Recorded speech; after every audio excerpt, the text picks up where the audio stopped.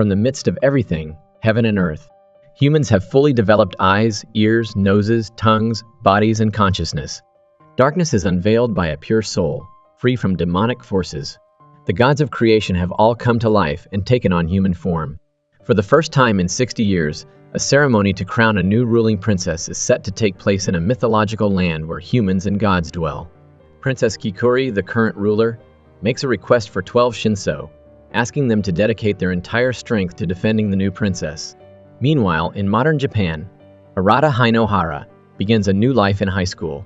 His younger sister rushes into the room to call Arata for breakfast. After saying good morning downstairs, Arata heads to school to begin a new voyage. Arata has always been a lovely boy, and he now smiles and has a new best buddy at school. On his way to school, Arata encountered his best friend. He was willing to lend Shuguru the game disc, confident that everything would be okay and that no one would bully him again. Arata was about to begin his run while Katawaki, his middle school bully, watched.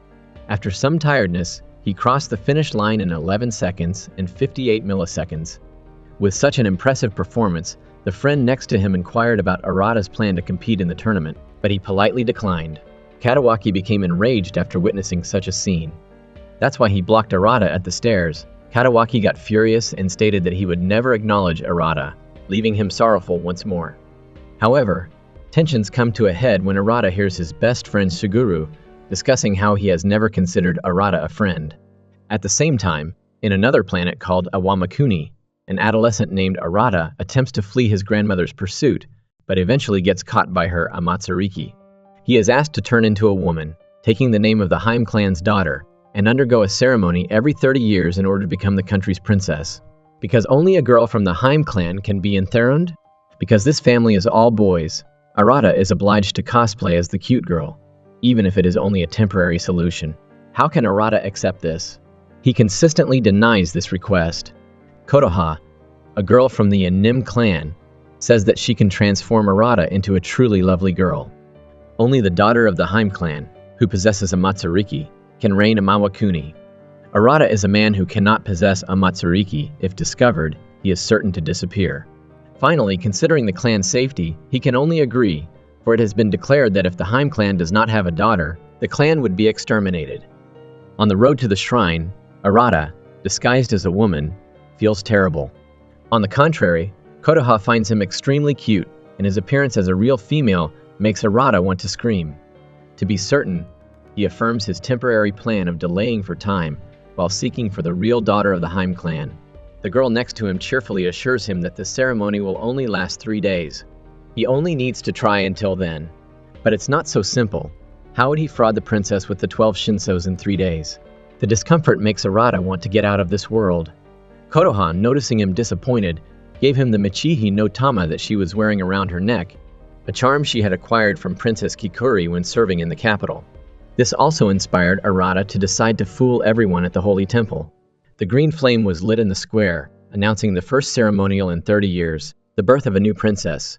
When Arata arrived at the sacred temple, he gently reminded Kotoha that she needed to return to the village as soon as possible, taking the locals somewhere far away when he attempted to extend the time for 3 days, which made Kotoha incredibly worried.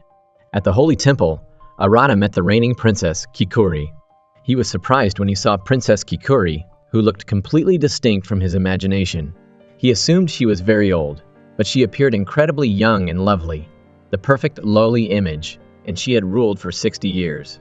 Princess Kikuri lightly came over to Arata and comforted him, telling him that everything would be okay, to calm his worries, and that the ritual would resume. Each meteor lighted up, and the blue flame burned strongly once more. While the ritual was being completed, the 12 Shinso who had always stood by the princess rose up in rebellion. They utilized the unique sword Hayagami to betray the princess by slicing down with a lethal strike and attempting to kill her. Kanagi intended to murder Arata after witnessing such a situation. After being almost killed by Kanagi's sword, Arata had no choice but to jump into the water and escape. The green flame burned out. Kanagi accused Arata of murdering the princess, and everyone pursued him. The crime stuck in his mind, forcing Arata to run away to Kando Forest. At the same time, Arata in today's world feels disappointment after being betrayed.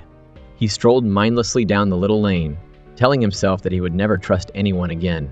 Why didn't Suguru and Katawaki disappear? No, he was the one who had to disappear.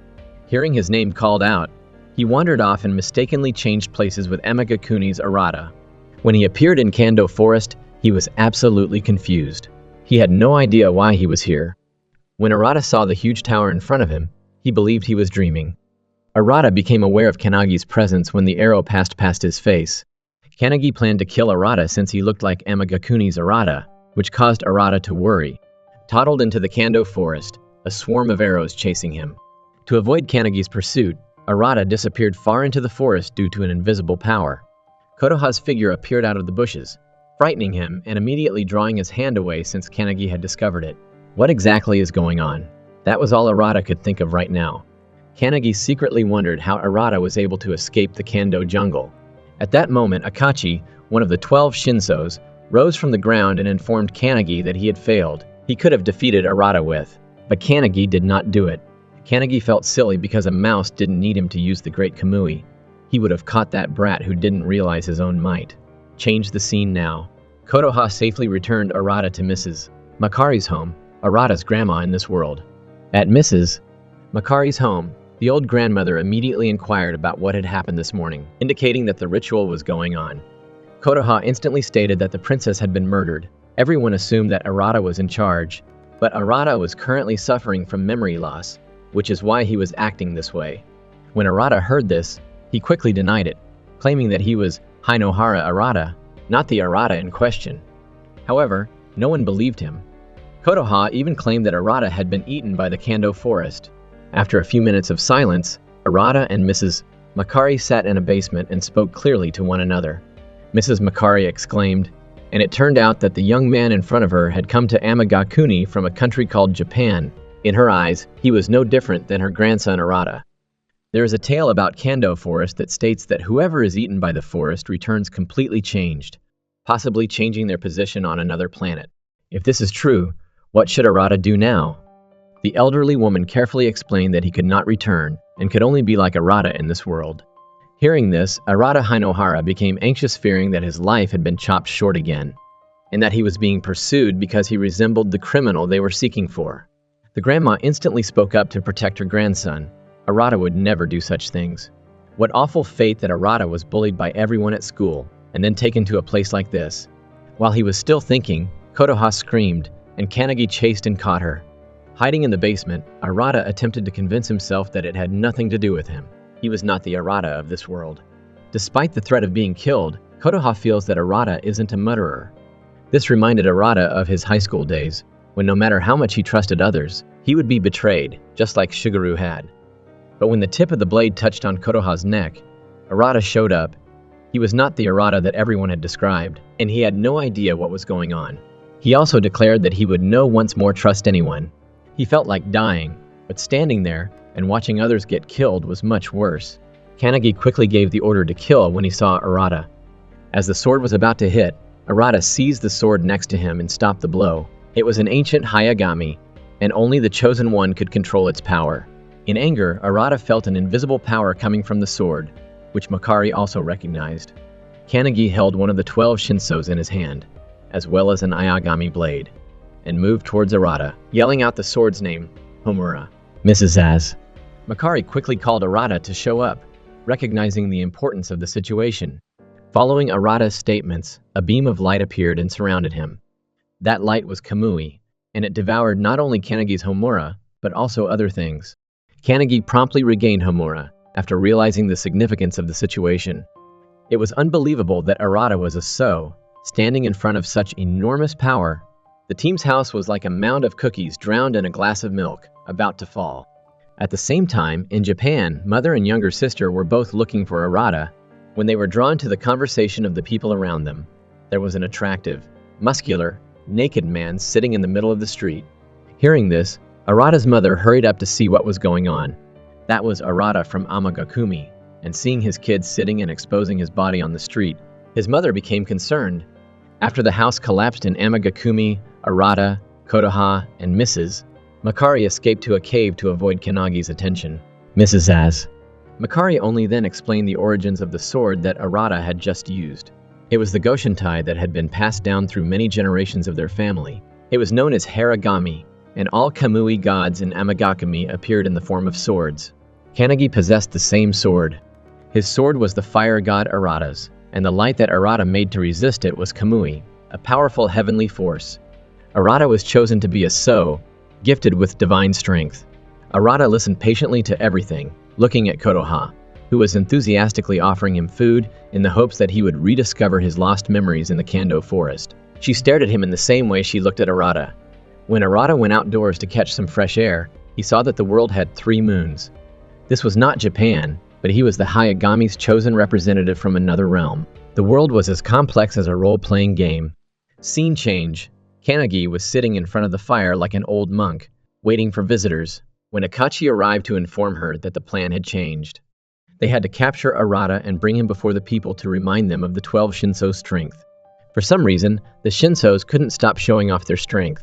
Arata, who was being discussed, was still sitting there thinking about what had happened.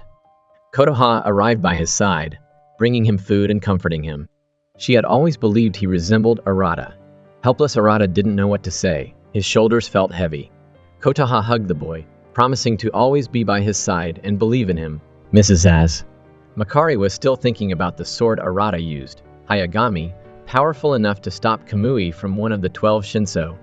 Hearing the noise, the old woman ran out of the cave. Kanagi's men had already discovered their location and were on their way here. Kotoha was hugging Arata when she noticed the Michihino Tama string around his neck, which she had previously given him, was actually a gift from Princess Kikuri. So she had to take off the remaining necklace from her neck and give it to Arata. Kanagi appeared in this peaceful atmosphere and kidnapped Mrs. Makari, threatening Arata. Finally, he gave in and was tied up and transported to the carriage like a criminal. Arata became alarmed in the carriage as the string around his neck released a strange light. He saw in front of him Arata of Amawakuni, the person who had switched with him. The Arata boy who was in Japan also did it. Arata came forward and asked why the guy was in his room. Did he really switch with him? So why did he murder the princess? Hearing this, Arata, who was in Japan, became angry.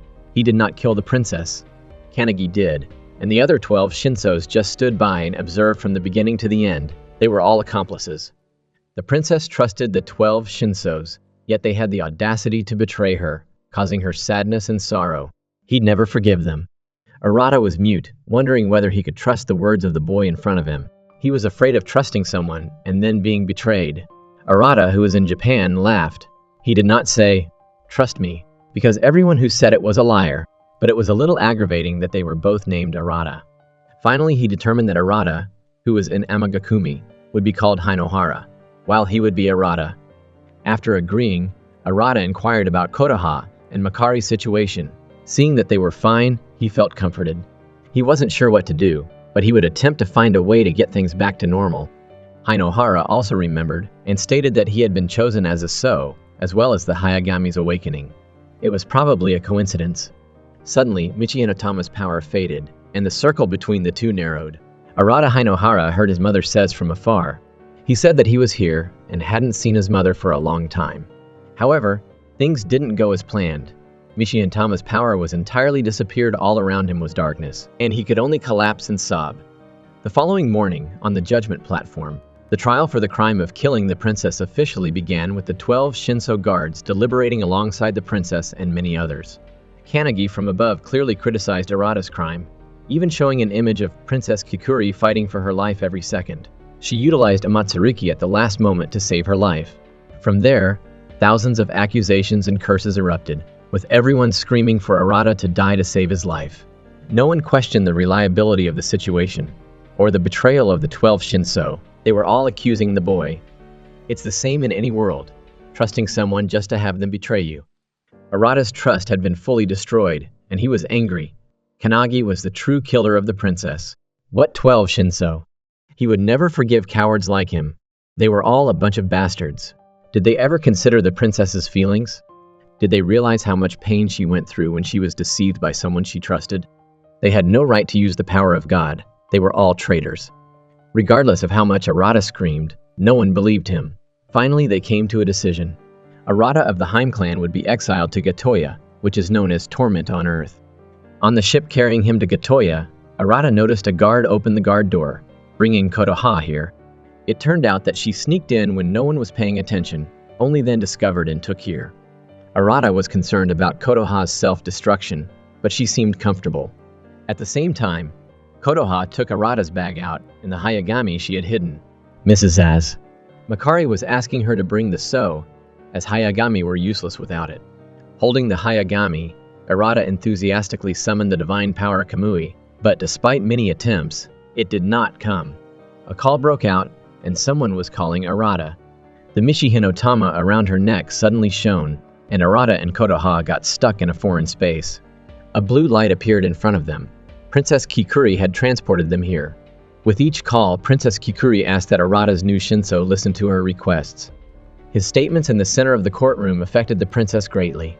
That's when she recognized Arata's heart might open the road. Until now, she used a Matsuriki to keep the Hayagami together and control their Kamui. The princess's body and life were still alive for some reason, but she had no idea how long she could live. Princess Kikuri's wish was for Arata to take over Amawa Kumi in her place and bring his Hayagami before she died. She could only rely on Arata. Surprised and confused by the desire to rule a country, Arata began to doubt himself. Fortunately, Kotoha was always there to console him. Meanwhile, the ship that would transport them to Gatoya had arrived. Walking along the road to the prison, countless eyes were drawn to him, the new criminal. They could hear voices discussing the truth about the princess's murder. At this point, two boys with spears flew in front of Arata. The red-haired boy demanded that the young man give up all of his clothes and belongings, as well as the head of Arata, the person who murdered the princess. While the fight was going on, the ground shook aggressively. The so-called price appeared, and everyone ran away one by one. The boy who had pointed his spear at Arata was not to be found. Arata sat in a corner, perplexed. The black tentacles on his head moved and swallowed the two men immediately in front of him. The ground eventually calmed, and only Arata and Kotoha remained puzzled. A beautiful woman slowly approached and explained. This so-called price was set by jail warden Sutra, who owned the Gatoya prison. He chose 2 of everyone's eyeballs each day and ate them, as seen. After saying that, she walked up, grabbed the hairpin from Kotoha's hair, and gently left as a prize for the information she had just received.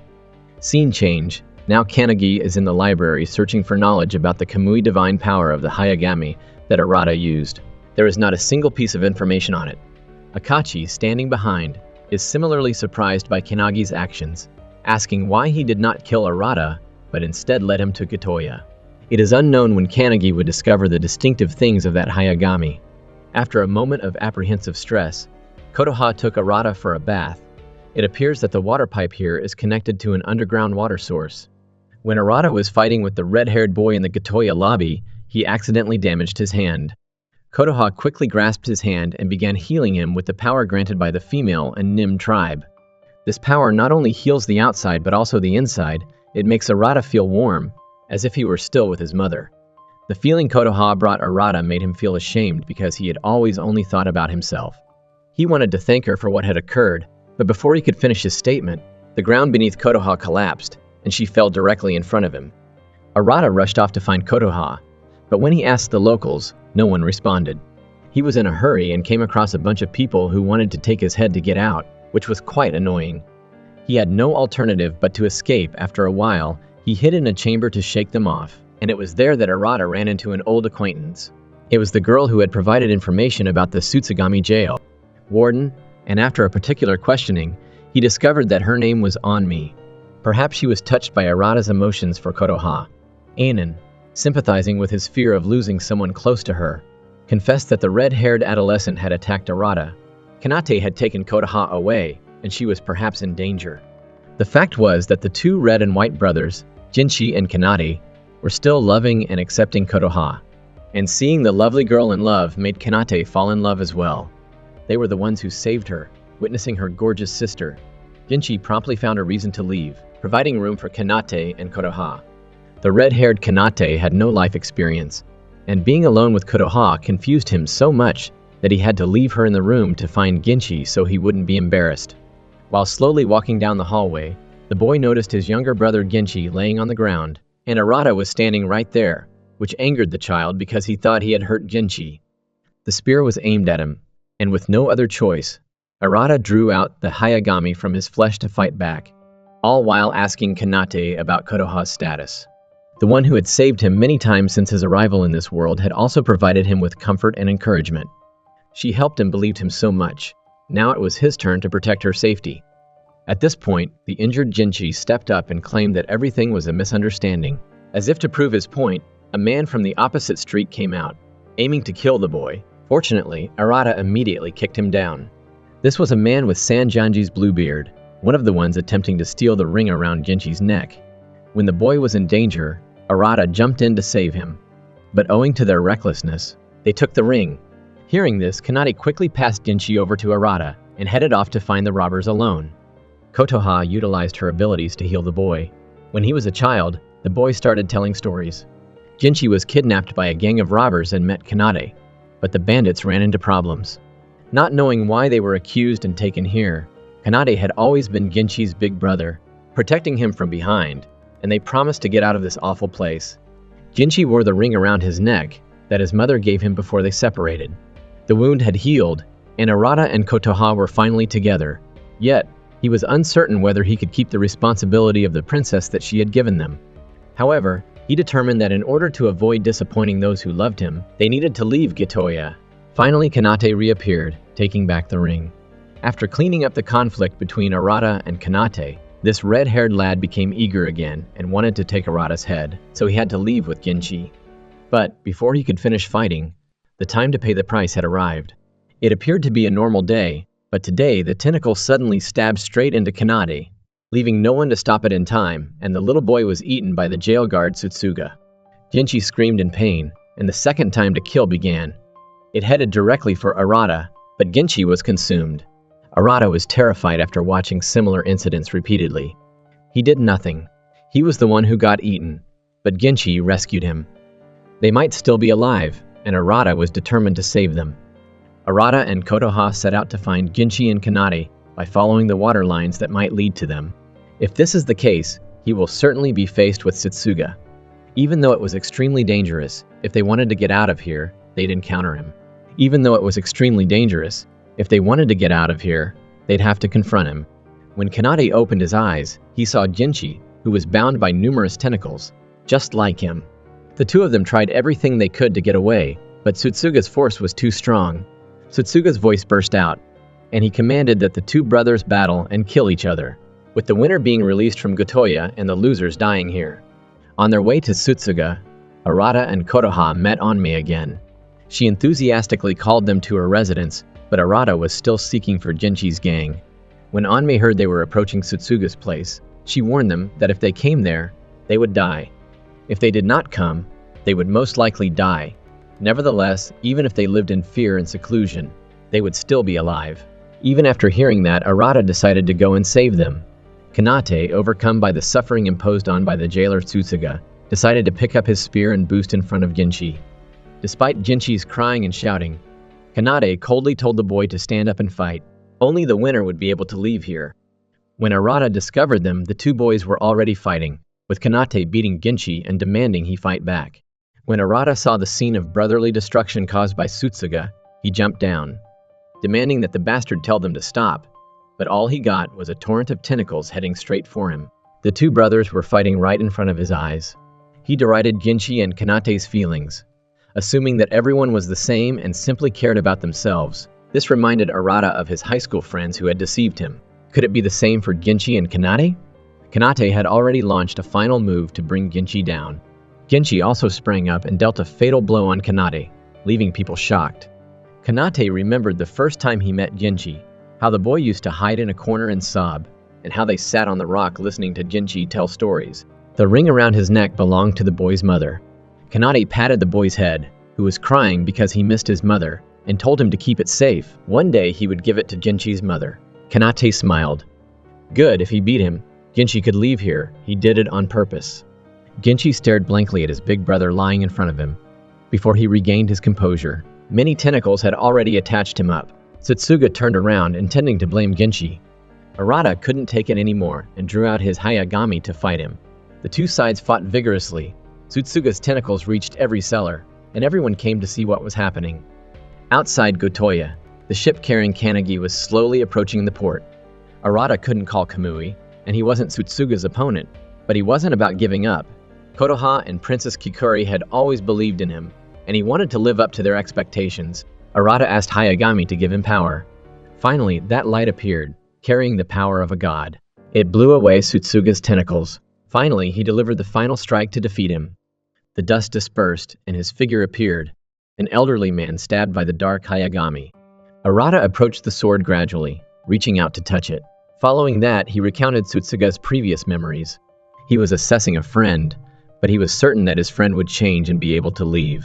But that person betrayed him, stabbing him in the chest with the Hayagami. His trust was betrayed. Wrath involved him. Hayagami was also turned black, and tentacles extended to cover Gyota. From that point forward, Gyota and he both got gloomy. Seeing Tsutsuga's past, Arata did not murder him, but instead walked forward and began getting the dark Hayagami from the warden. He would save him, drawing the sword out with all his might and the dark energy surrounding Arata. The pain made him to scream. He had also been betrayed by someone he trusted, but he was not like Tsutsuga. After all, they were still important friends to him, and he didn't fully understand people's feelings. But he knew Tsutsuga shouldn't be here, resentful and suffering. He would absolutely save him, using all of his effort to move the blade and eventually pull it out. Tsutsuga was really stunned. Arata, despite being betrayed, wanted to trust them again. Perhaps he desired this. The evil Ha-Agami had also shown its true form, Saniwa, the executioner of Ha-Agami. Following Arata's gaze, Tsutsuga progressively blended with this Ha-Agami Saniwa, and he resolved to devote himself and this sword to the great so before him. His life would merge with Ha-Agami, and the Kamui of Saniwa would be his. Tsutsuga encouraged Arata to return Gatoya to its former glory. The people who were captured during the Hour of Salvation had also returned. Kanagi witnessed all of this and immediately proceeded to find Arata when he arrived at the coast. Tsutsuga appeared and stopped him. Arata had grown in strength, and his Agami would mark the beginning of the era when swords ruled the earth. Following in the tracks of the times, Arata set sail for the capital in search of the princess. In Japan, the remaining Arata was absorbed in cultivating banana trees, which caused the entire family to mourn. Everyone assumed he was brain damaged from being bullied so much. But in reality, Arata had not hunted in a long time and was bored. The doctor said that he had brief memory loss, therefore no one thought he was from a different world. Returned to Amagwakumi, where Kanagi was contemplating about Tsutsuga giving Saniwa to Arata. They were on their way to Kagutsuchi, where Kanagi was planning to meet someone named Imisu. Arata and his friends had successfully escaped and drifted ashore. It turned out that when they were at sea, the boat started to break down, but they were able to pedal with all of their strength. After settling in, Arata and Kanate looked at their location on the map. They must pass through Kanagi's island before arriving at the princess capital. Amagakuni is separated into 12 distinct territories, each ruled by one of the 12 Shinsos. While talking, Genshi noticed someone starting a campfire nearby. The crew went to investigate and discovered that it was only residents. When Genshi noticed someone familiar, he ran out to greet them. It was someone from his town. Genshi's mother, a woman, hurried out of the tent. After introducing themselves, the mother and son embraced. After introducing Kanate and the Arata group to her mother, Kanate, who had saved Genshi's life, was quiet. Everyone sat down to talk, and Genshi and her mother shared old experiences. These guys planned to go to the border region since they had lost the princess and chaos was about to reign. They decided to move to the border region before the war started, so everyone packed their stuff and prepared to go. The 12 Shinsos did not rise up to dominate and bring discipline to the turmoil since none of them could be revived. The country could only be ruled by one person, the princess or the king.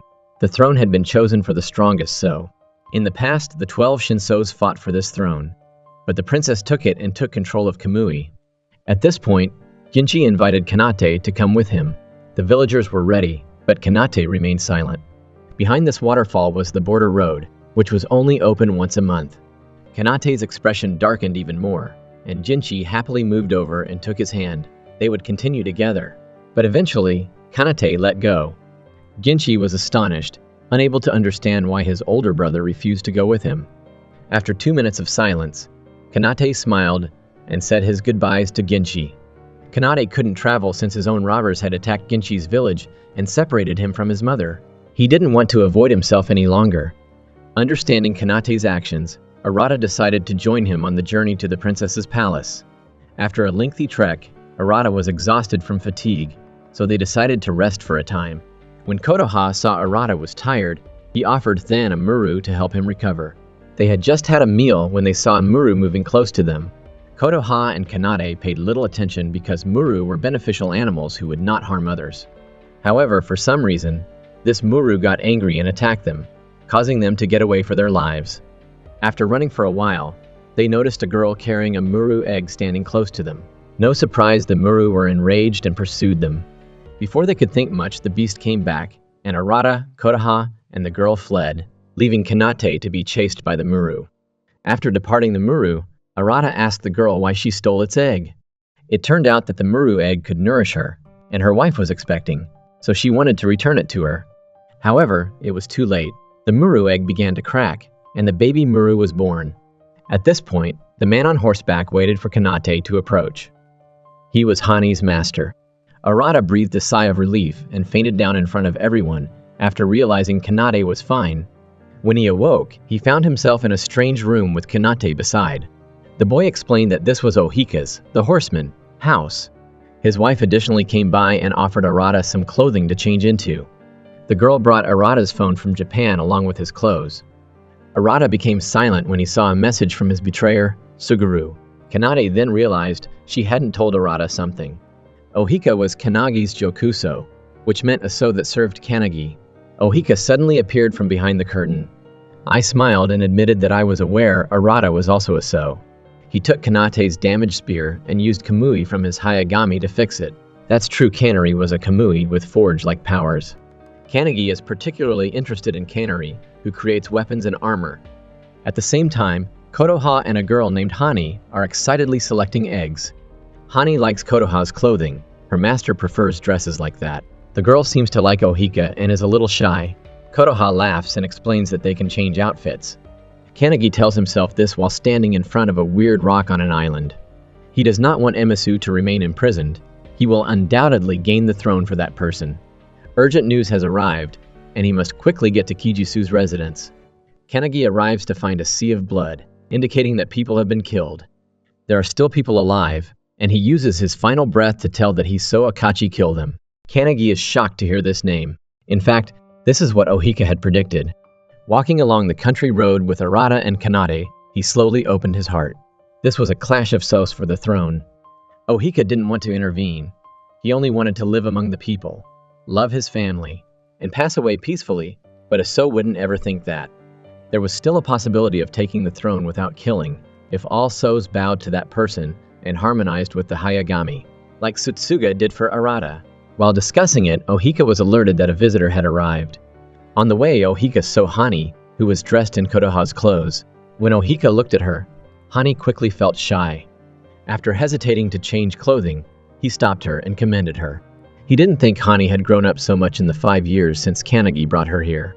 But these were little issues. Now Ohika required Hani's help with something. Kanagi left the Kiju house and headed to Sasset's house. But it was too late as they saw a sea of blood. In the midst of chaos, the only place Kanagi hadn't visited yet was Ohika's village. Ohika's request to Hani was to rapidly evacuate the village. Ohika's decision stunned Arata quite a lot. Indeed, Ohika's guest was Akachi, and Arata and the others were standing behind the curtain, listening to their conversation. Akachi revealed Ohika the truth about the princess's death. Kanagi was the organizer, and he betrayed the princess. Now, Akachi wants Ohika to be his jokuso, but Ohika refuses. Ohika has sworn to be dedicated to Kanagi, so he is willing to accept responsibility for whatever occurs as a jokuso. Ohika's refusal stuns Arata and all of his friends. They didn't anticipate Ohika to be so forthright in facing reality.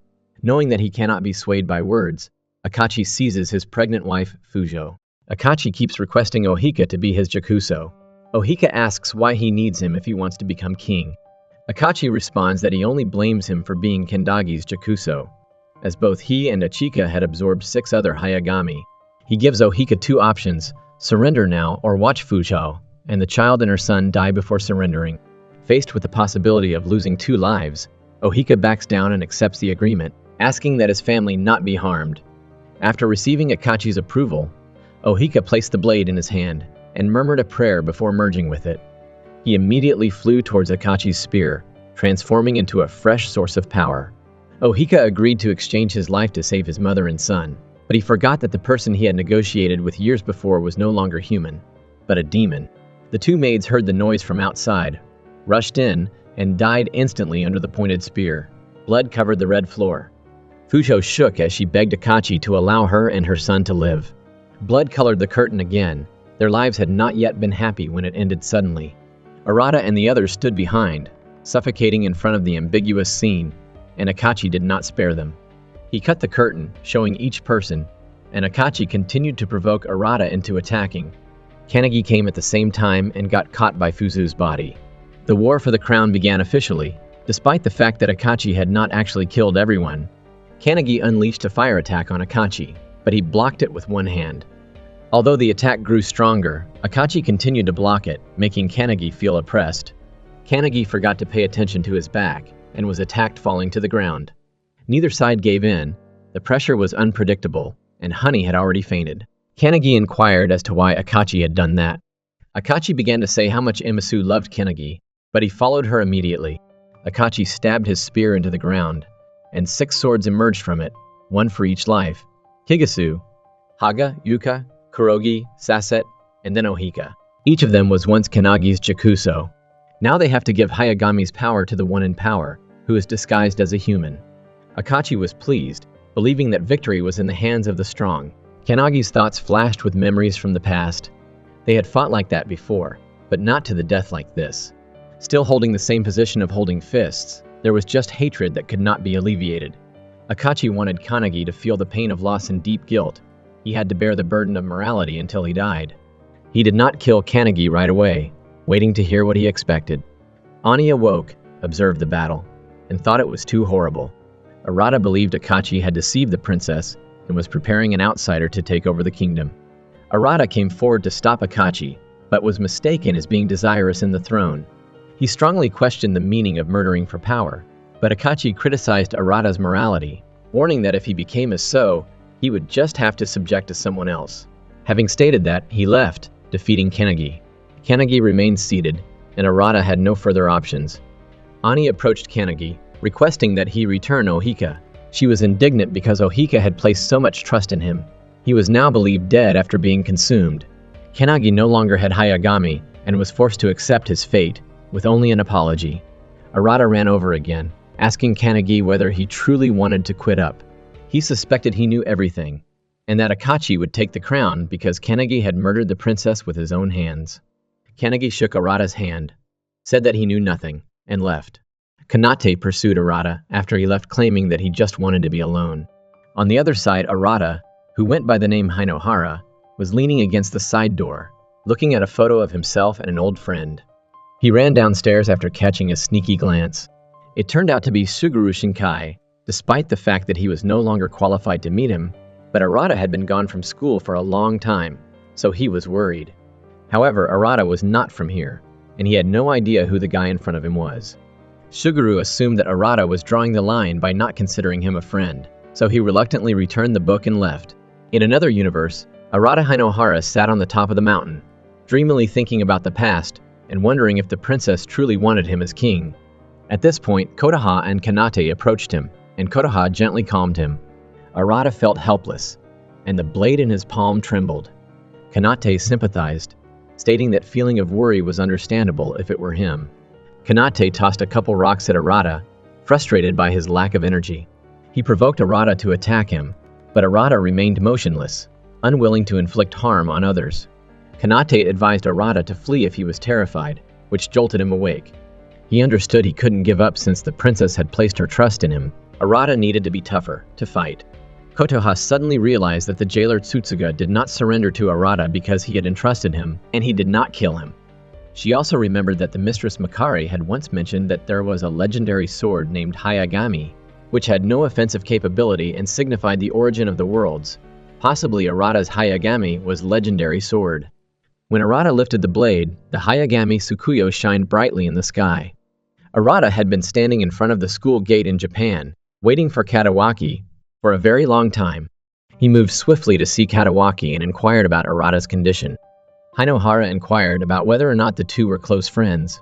Katawaki believed he was teasing him on purpose when he said that. His mother stepped up and pushed him to greet the teacher before he could chastise Arata. Arata strolled about the classroom while his mother and the teacher talked about their studies. He unexpectedly ran into some old friends, who called him to the rooftop. Katawaki was already waiting there, believing he would spend all of his time hidden in the house. Without waiting for Katawaki to complete his sentence, Arata climbed the high fence and threw glances down at the city. This place had an incredibly stunning landscape. When Katawaki knew he was being ignored, he shouted at him to start talking. With an uncaring attitude, Arata leaped down from above. How could he have come here voluntarily when he was captured? He had no idea what these men were even thinking. The way they spoke indicated they were not friends of Hainohara's. He made sure to agitate them with a few sentences before he left. With his bare hands, Arata stopped Katawaki, who had become angry and about to teach them a lesson. Arata wasn't the kind to give up easily. With a powerful kick that struck the iron barrier, he sent Katawaki reeling, telling him not to harbor any hatred toward Hainohara. Kotoha hurt herself when she slipped and fell at Amagakuni.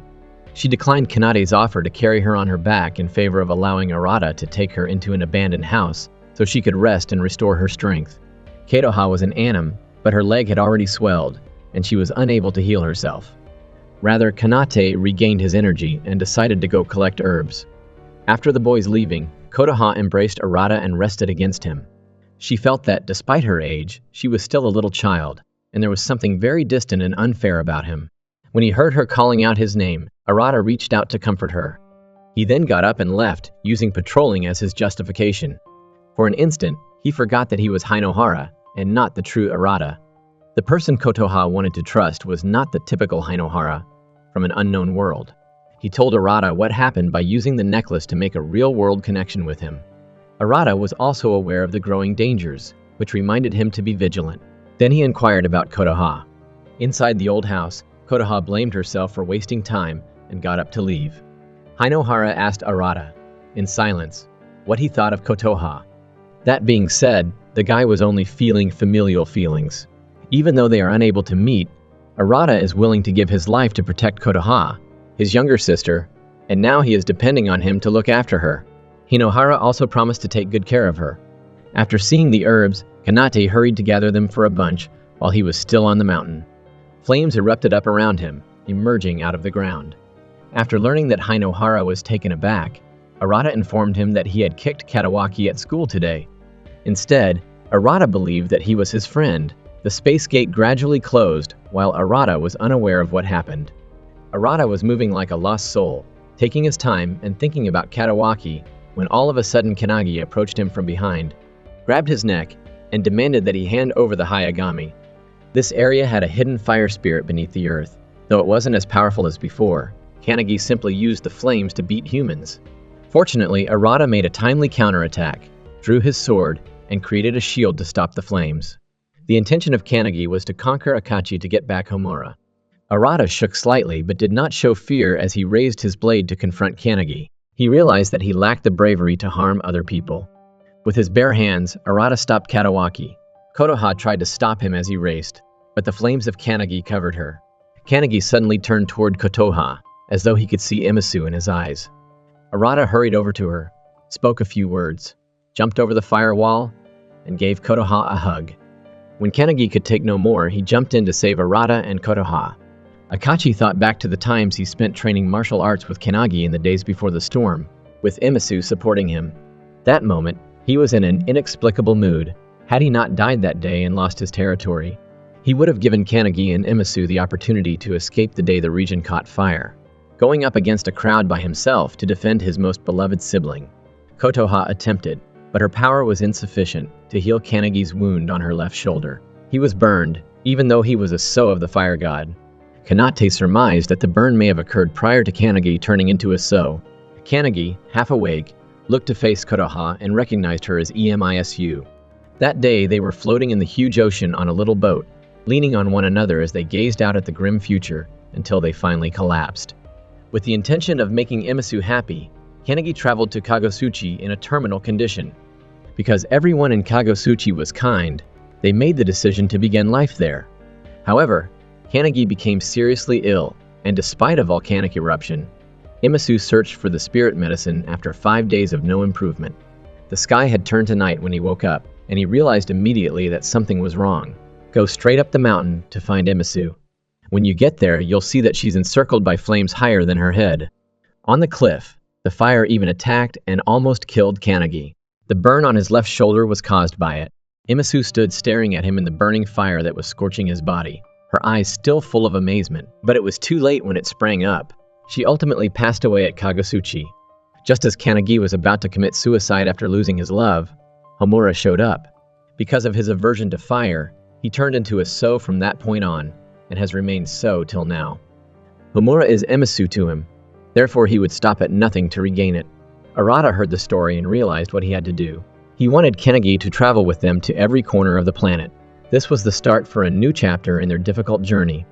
6 masked men were talking together on the other side, where Princess Kikuri was sleeping, and something more horrible was approaching.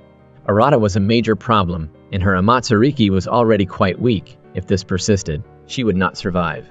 Tsukuyo agreed to take So, promising to resurrect the princess if he could get his Hayagami to her before her life ended. While traveling to the princess's capital through the forest, Arata and Kanate were owning their sword skills. Kanagi was lying next to him, staring at Arata's Hayagami and looking very craving. Kanagi pretended to be hungry again when he saw them looking at him, but Kotoha was seeking food with determination. When Kanate saw Kanagi like way, he quickly took Arata to a corner and complained about why he had brought such an arrogant guy along. Actually, Arata was regretting it, as Kotoha had finally returned with dinner. When Kanate saw the food, he came over to help, so the boy threw a pear at Arata and asked him to give it to Kanagi. Arata had no alternative but to deal with Kanate's stubbornness, so he put away the Hayagami and threw the pear to Kanagi. After a day of school with little cognitive acceptance, Arata arrived home. His mother was already waiting for him, and witnessing Arata's coldness toward her made his mother even unhappy. Unable to watch any longer, his younger sister began to teach her brother. Her mother was very worried about her son and had waited a long time, but Arata could not even speak out. "Mom." So he tried crying out to his mother, but he still couldn't say anything. Arata had no choice but to hide in his room because he was actually from another world and did not have a mother. After some rest, Arata remembered the person he had beaten today. It seemed that Katawaki was Hinohara's friend. While he was thinking, he saw Shuguru arrive on the balcony and swiftly ran after him, asking if he was Hinohara's friend. Shuguru stopped responding as soon as he heard the question. He had already stated that he was not Hinohara's friend and was well aware that he was a slime. But if he didn't say it, the others would turn their focus of bullying on him. Anyway, it was an old story, so Arata laughed and moved on. If that's the case, it appears that Katawaki is also Hinohara's friend. This morning, he even beat him up, which irritated Arata, so he resolved to find Katawaki. Katawaki saw his father returned when he was about to leave, but he ignored him and continued walking. However, his father wasn't so easy, so he kept Katawaki and forced him to go to cram. Katawaki laughed. He hadn't handled many mistresses yet and still wanted to control him. Katawaki's father chastised him fiercely because he couldn't manage him, noting his previous decision to drop out of the cross-country squad. This reminded him of the memories he had shared with Arata in the past. There appeared to be a lot between them. Katawaki, irritated, instantly brought up his father's corruption, but the outcome was a slap in the face. At Amagakuni, Arata's group entered in the land of Iranami, one of the 12 Shinsos, and the So of the High Ayagami Hydraulic Force. Perhaps he knew they'd come here. To summarize, Iranami was the So of Hydraulic Force, Homura of Kanagi was the Fire Force, and Okuro of Akachi was the Earth Force. But what about the other Sos? He sought to gain more information from Kanagi, but he appeared resistant, still craving Arata's Hayagami. The 12 Sos never worked together, particularly the mysterious 6 Sos. Maybe they were the ones Arata avoided the most. Someone in the tree heard their conversation, and at the moment, the 6 Sos they were discussing were also talking about Arata. That day, everyone saw Arata come from the Kando jungle.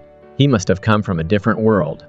They had to awaken that beast and defeat both Arata and Tsukuyo. The guy given the mission was Harunawa, seeming like a war was going to occur. Knowing that their son was missing, Arata's mother and younger sister now hurried to find him. Arata was on his way to find Katawaki when he came across him, surrounded by a crowd of people about to beat him up. So Arata appeared and wanted to stand at Katawaki's side. The other half-hearted goons saw Arata's amazing kick and had no choice but to retreat. As the person who had just been helped, Katawaki was unhappy. He hated Arata and would remember past memories whenever he saw him. While the two were arguing, a slap from the sky hit Arata in the face. After smacking the boy, she fell into tears, stunning Arata and Katawaki. She and her sister had been searching for Arata for a long time. This boy went out without even informing anyone, and they were really anxious. She cried while explaining. Flustered and uncertain what to do, Arata kept calling his mother, hoping she would stop crying. Katawaki remained still next to him as he watched mother and son love each other. Katawaki's mother had abandoned him when he was young. He was thinking about a lot of things while walking along the street. His friends played with him for money and power. His mother abandoned him, as did his bastard father. And then he remembered Arata. Everyone wanted to play with him, and the hatred in his eyes got stronger. Everything in his heart was now because of Arata. Every corner was filled with anger, and a desire to kill Arata arose. Harunawa was doing some sort of ritual in the Kando forest, as if he was aware of the hatred. He wanted to summon Katawaki, the furious spirit, to Amawakumi in order to awaken the monster. Harunawa used the technique to successfully call Katawaki to Amawakuni, as well as transfer the memories of Arata Hainohara, who was present. Knowing that the guy in Japan was a forger, Katawaki's wrath grew stronger. He followed the arrangement of the So and arrived in the weird basement. The So explicitly explained what Arata had done and requested that Katawaki become a So, killing Arata with his own hands in the world. The only person who could force So Arata to submit was someone who detested him. Someone who hated Arata with all his heart, which was also the reason Katawaki came into this world. They led Katawaki into a room containing the only Hayagami capable of defeating Tsukuyo and Arata. Tsukuyo's sword has been sleeping for a long time under the Heim family seal, and its name is Orochi. Of course, in order to be the So that owns this Hayagami, it must be chosen by it. Katawaki gradually walked over with hatred and pulled it out, the blade of hatred.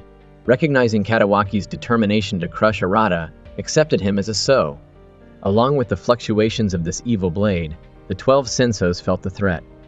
Arara's Tsukuyo fluctuated more and more until a strange black aura developed on the sword. This was also the moment Katawaki appeared. He had discovered Arata. Arata was surprised when he saw Katawaki standing in front of him. He immediately drew out Orochi and executed a direct strike to where Arata was standing. Without hesitation, Arata summoned Tsukuyo's Kamui to stop the strike. Why did Katawaki come into this world? That question made Kotoha wonder. As Arata blocked this blow, Katawaki hissed, "That's the sword that rules the world." He continued to provoke Era by cursing and talking about his horrible past. The longer he listened, the angrier Arata became.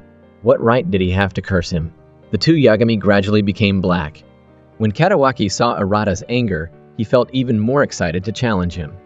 At the peak of his rage, Arata's Ha-Yagami became black, leaving Kanagi startled. He was turning into a demon. A dark attack was thrown at Katawaki, causing his face to be covered in blood, but Arata would not stop, continuing to descend into the demon world. When Kotoha realized something was wrong, he ran to hug Arata. He couldn't fall into the demon world. The strength of Arata caused Kotoha to scream in pain. She had always trusted Arata. As if hearing Kotoha's call, Arata finally stopped, which was also when Kotoha fell down. Katawaki wanted to provoke Arata, but when the group of people arrived, they asked him to stop. He should thoroughly awaken Orochi, so they boarded the aircraft and took off. Kanagi grabbed Tsukuyo as soon as he noticed Arata's sorrowful face. Arata has no intention of regaining Tsukuyo because he was the one who abandoned it. Kanate dashed after him, determined to get back the blade. After calming down, Arata recalled Kotoha. Fortunately, she was still fine. As the two of them took safety from the storm in a house, Arata began to tell them anything about Katawaki. The dark power that had always been hidden within him caused him to fall into the demon world. And this is why he told Kotoha about it. He was not initially from this world. Knowing Arata's background, Kotoha became silent. He wasn't the Arata she grew up with. Arata walked away hopelessly, allowing Kotoha to think.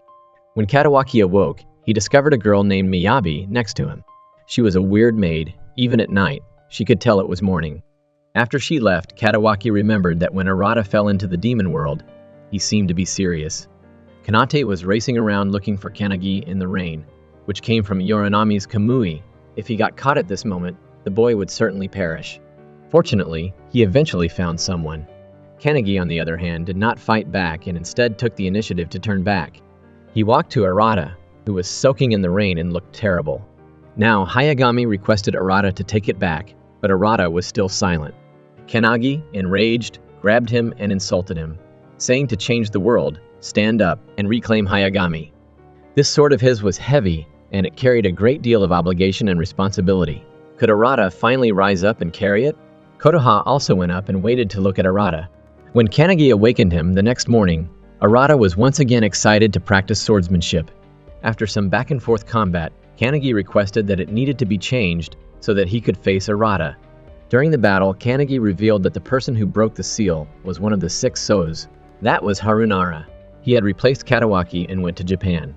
Kannagi went on to say that Katawaki is certain to come back here. What would Arata do then? Kannagi, noticing Arata's hesitancy, sent Tsukiyo flying off the cliff with his hand. It was useless against Arata now, and he was cautious, scared of falling back into the demon world. Kannagi moved away in disappointment, then stopped and asked Arata to find it before sunset. If he fails, there is no need to talk with him again. Arata remained silent before rushing to find Tsukuyo. When he found Hayagami, it was being bitten by a wolf. Arata continued thinking about why he was chasing it. Can he do it? What did she understand about them? That year, he was so tired from competing in the marathon that he could only run one competition. Katawaki asked Arata to run with him because he knew the best. They both ran with all their might, and even if they lost, he'd still have what he wanted, Hainohara. However, at the last minute, Arata slowed down. Did he feel sorry for him? Katawaki didn't need it, so don't play with him like that. Katawaki became increasingly hostile to Arata after that. Finally, Arata returned with the Hayagami to Kannagi, who can finally trust him. Heading to Kotoha, Arata guaranteed her that he would never return to the demon world, and despite his lack of confidence, he would strive to change Katawaki's heart. Kotoha gladly burst into tears after hearing Arata's affirmation. She would always believe him. Arata came and hugged Kotoha, making Kanade jealous, and with Kannagi by his side. Uranami began a new day by watching Arata's every move through a water bubble at an unknown location. He walked gently closer to the water ball containing Shutushi, his Jokuso. The people around him continued to beg for his life. However, Hanunawa spoke out against Shutushi's act, and ordered that salt not be supplied to this country. The subordinates alongside him were frightened, saying, "If there is no salt, the people will suffer." In the end, Uranami waved his hand to break the water ball and save Shutushi's life, while also reminding him that if he wanted to follow him, he needed to know how to work. He didn't need a useless Jokuso. On this side, the group was about to leave toward Uranami's mansion when Arata stopped. He didn't want to hurt Uranami, so before they met, he wanted to know what kind of person he was. He wanted to meet Harunara's Jokuso first. So Kotoha quickly realized Arata's intention. He did not want to force others to conform. Instead, he would calm them down and accept the life they had given him. So the gang started out for Suzukura Castle, Amagakuni's most prosperous town. But when they arrived at its main gate, they were denied entry because they had to pay a tax, which was Suzukura's rule, which infuriated Kanade. While everyone was at a loss, a man named Suhiro appeared and took them into the town. Walking through the bustling streets of Suzukura Castle, Kotoha noticed a jewelry store, but they all didn't have any money, so she regretfully left. They had to work hard to make money here. The men went to the quarry, while the women worked in the fabric industry. The work was exhausting. Arata and the others were in the same situation as the people here, and they had to start working. But if they stayed in the quarry like this, when would Arata see Jokuso? Suhiro had been standing there, observing everyone. Perhaps he was the shortest path to meeting Jokuso. Turning around, Arata noticed a very young guy being compelled to work here. Very horrible. On the other hand, Kotoha was carefully washing clothes, and when she saw Arata approach her, she felt shy. She couldn't really accept that he was from another world. However, after that hug, they were strangely close. On the So's airship, he showed Katawaki the immoral scene of Akachi, one of the 12 Shinso. Kamui's power caused devastation on lives, and everywhere there was blood. After a day of working at the quarry, Arata went to the jewelry store that Kotoha had seen and used the money he had earned today to purchase the hairpin that Kotoha had loved. Suhiro witnessed this scene, which depicts a very romantic relationship. Arata took advantage of the occasion and asked Suhiro about Uranami. Suhiro did not hesitate to answer his question. Uranami's heart was pure and generous, and he had far-sighted eyes. And now he was seeking perfection in others, including himself. Suzukura was once ruled by Irunami, and as a result, it became Amagakuni's most prosperous castle. After that, he quickly devised an excuse to leave. The following day, Arata and Kanade were working when they noticed the youngster they met yesterday being bullied. Kanade, enraged, went forward and attacked the guy in front of him, but Suhiro stopped him. Then he reminded the merchant in front of him about the rule that prohibits fighting. Finally, they were unable to do anything. Arata, Kanade, and Kanagi attended the bullied boy's house. Behind the castle's elegance lay an extremely squalid area. The kid was named Ruka, and both of his parents had died. His family used to work as textile merchants on Main Street, but they went insolvent due to disease.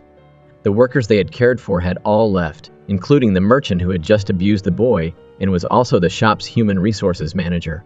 Was this a perfect city? Kanagi noticed Suhiro standing calmly behind the wall, listening to everything. Kanade jumped up, disgruntled, and inquired as to why Ruka had not left this location. However, the entry fee here was 10 silver, and the boy had no money to leave. What exploitation! Kanagi scoffed.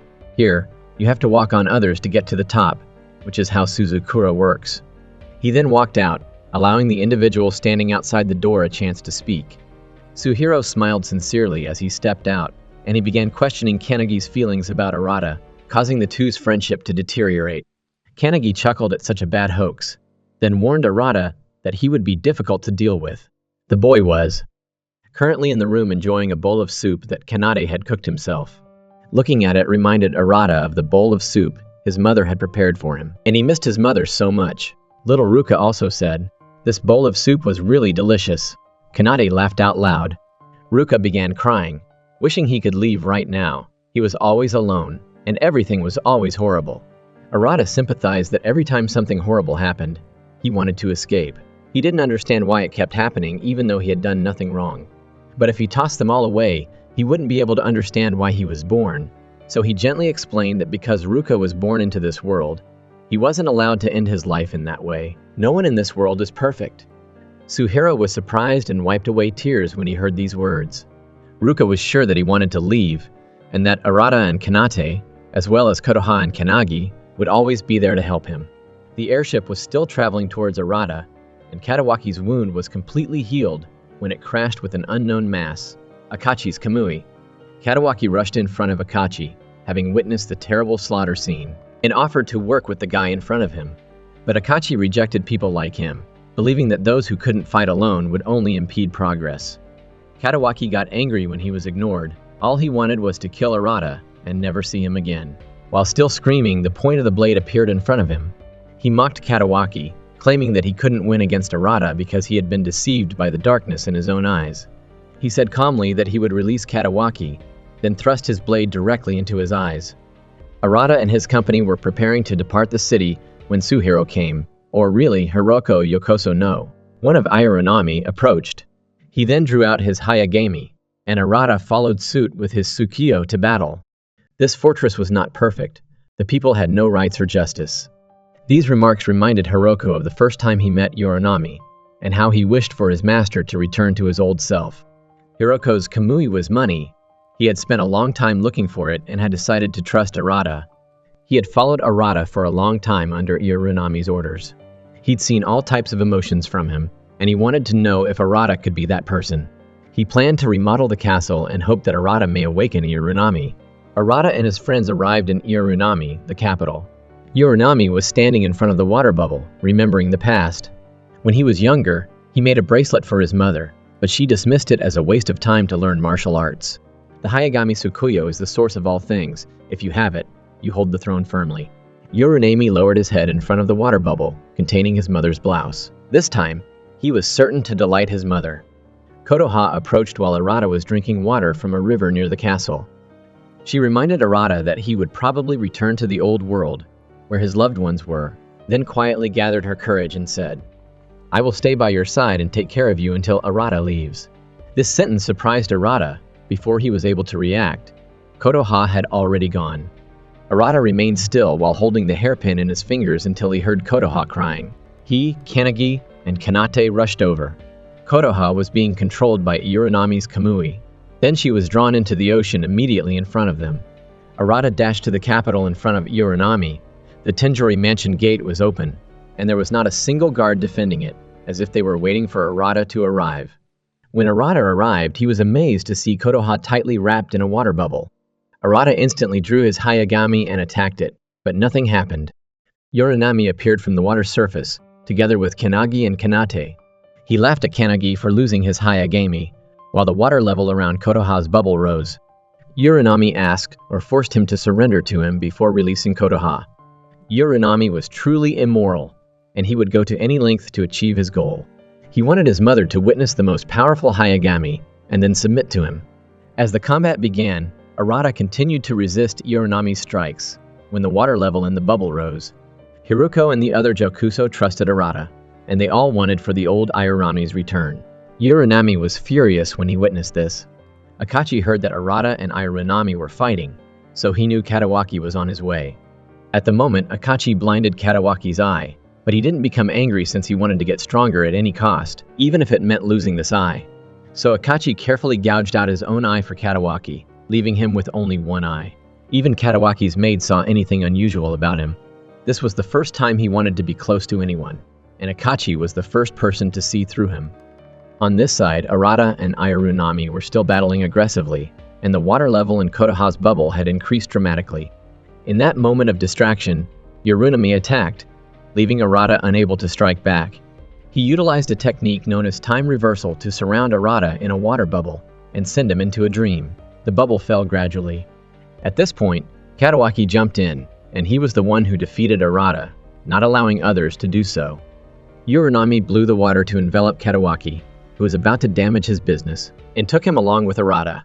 Arata continued to dream of his mother as he sank beneath the water, under the grip of Yoronami. He imagined that his mother made him soup again, and then turned around to force him into taking the pledge of servitude. Arata quickly shook his head and refused, seeing that it was useless. Yoronami increased his power, pushing Arata deeper into the dream. He dreamed that he got into a fight at school and was not punished. Instead, his mother told him that he could give up, avoid it, and say give up, and everything would be fine. Arata was startled. His mother began telling him that he didn't need to try so hard, that he should just rest and let everything go, and she asked him to repeat the pledge. When Airunami saw Arata refuse, he was startled. Why would he dare to disobey his mother? Disobeying his mother was forbidden, and he couldn't force Arata to surrender to him. Airunami had an intent and dealt a fatal blow to Arata. Then, in his dream, Arata appeared to hear a call. It was Kotoha's voice calling him, and she believed and would always protect him. Those repeated calls also awoke Arata. The Hayagami in his hand released a brilliant light, and he unleashed the power to break Yorunami's barrier. He had succeeded and saved Kotoha. Yorunami failed horribly. Imagining an image of his mother would not convince Arata to submit. His mother would never say such things. Yorunami's Hayagami had lost all will to fight. He had actually lost. Then he remembered turning back to the water bubble, which contained his mother's garments. The bubble had burst, leaving just soft old garments. Yorunami's true mother had died a long time ago, and everything was merely an illusion created by him. Looking at the garments in front of him, Yorigami reminisced about his mother, who had always been strict, requiring perfection from him in order to be praised. He tried to satisfy all of her desires, but when she died, he still hadn't received recognition. His desire got deeper, and he was convinced that if he became king, he would make his mother happy. Kanagi noticed a box next to it. It contained an item left by Airani's mother, which he had never opened. This time, in front of everyone, Yorunami opened the box. Within it was the bracelet he had made for his mother when he was younger, which he assumed she had thrown away. At that moment, an elderly Rokuso stepped up to answer his question. Yorunami's mother was not as harsh as he had imagined. She was a sweet lady who loved children, which was what caused her pain. She was concerned about Yorunami's future without his parents and the country's potential rebellion, so she imposed rigorous rules to prepare him for independence. Yorunami fell into tears as he realized Arata had brought him out of his inner demon. In the end, Yorunami sincerely apologized to every one of his Jokuso for his previous wrongdoing, and turned to Arata, really asking what he believed was the most valuable thing in the world. Arata responded without hesitation, claiming that it was the bondage between Airigami and his mother. At this point, Katawaki appeared, grinned, and asked, "What the hell is bondage?" Both of them have changed. They are now carrying Hayagami and demanding that others comply. Arata screamed that he would not do something like force others to surrender. Katawaki, apparently finding it ridiculous, spoke up and stated that Arata was still a demon. Arata declared that he would not become a demon again. He certainly would transform Katawaki's heart. Katawaki didn't understand. He simply owned power, so he made Arata lift his sword. Katawaki summoned Orochi, who was now completely transformed, forcing Arata to take out his sword. The two most powerful swords representing light and darkness crashed, causing an earthquake that destroyed an entire house. After the crash, Arata escaped from Katawaki's pursuit. At the same time, on the airship, the members of the So Green were enjoying the duel between the two powerful swords. Despite Arata's escape, many blades from Korochi's Kamui continued to attack him. When things didn't go well, Kotoha constantly begged Kanagi and Kanade to come save him, but they couldn't because this was Arata's fight and they could only watch. They felt Arata would not descend into hell again and would not lose. Katawaki was still resolved to pursue till the end, but Korochi's Kamui came towards Arata like a storm. Leaving him unable to stop it, he did not want Katawaki to give it up. At this point, Kanade swiftly shouted, "If they don't fight, they won't be able to reach the princess's place." Leaving Arata shocked, he wanted to live up to the princess's expectations, but what should he do next? Kotoha saw this and shouted out to Arata. Everyone believed in him. This sentence pulled Arata awake, but Orochi's Kamui became stronger and stronger, storming forward as if he wanted to devour Arata. He couldn't fight back against Kamui, and Tsukuyo was not an offensive blade. Yorinami quietly grasped his mother's bracelet, and ultimately declared to everyone that he would submit to Arata, which surprised Arata on the other side.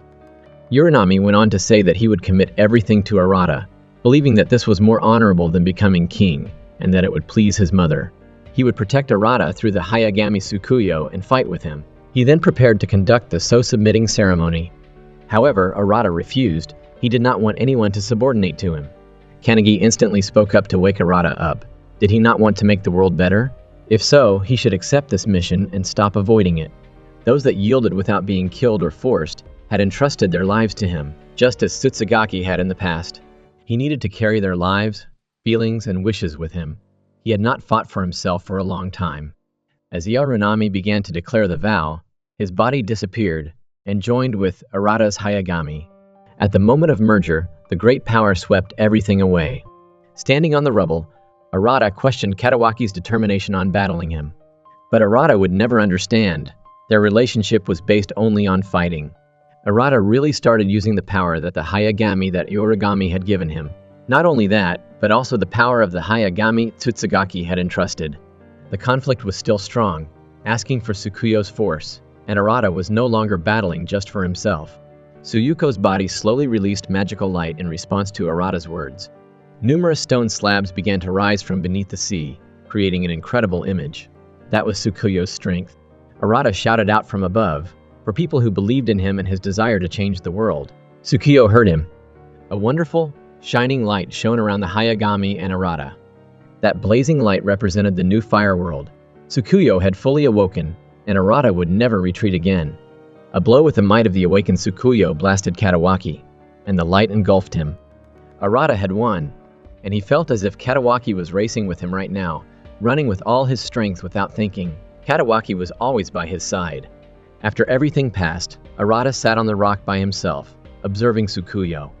At this point, Kotoha struggled to climb up from the ground and hugged Arata. Arata suddenly remembered and took out the hairpin he always carried with him to give to Kotoha. Kotoha eagerly took the gift she had received. Arata will continue to progress, and Kotoha will always stay by his side as he travels into the future. The anime concludes by ending up the main stories and introducing additional possibilities for the characters' futures. Arata and the other characters have the chance to begin a new life and confront the next challenges on their journey, and a future awaits them.